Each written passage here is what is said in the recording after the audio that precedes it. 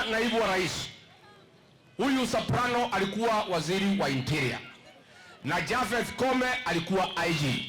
Nikamuita Soprano, nikamuuliza Soprano, mimi naona kila wiki uko West Pokot, uko Marakwet, uko Baringo, unapigana na wezi wa mifugo wale wanaua watu ya Kasongo.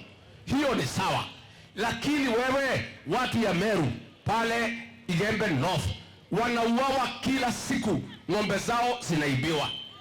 Akaniambia mimi, wacha kwanza nisaidie rais, ndio mkubwa yangu. Ni bure si bure? Unasikia vile Soprano niambia ati asaidie rais kwa? Sasa nikamuuliza, wewe Soprano, wewe ni mtoto wetu hapa mlimani, wewe saidia Kasongo kwao, lakini pia weka askari wasaidie wa Meru. Mpaka wa leo Soprano anashinda Meru kila siku, wa Meru wanauawa every night, mpaka jana usiku ng'ombe zao zinaibiwa. Hii Soprano ni bure ama si bure?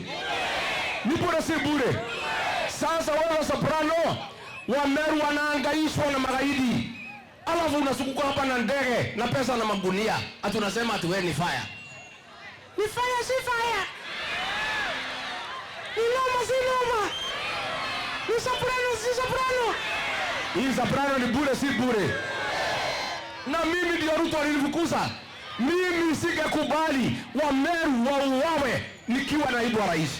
Wewe Soprano, you are a fake deputy president. Deputy President Badia. Wa Meru wanauawa kama kuku, wanachinjwa, ng'ombe zao zinaibiwa. Kazi yako ni kufuata Ruto ukibeba maharagwe na mchere kuja kuleta hapa mlimani.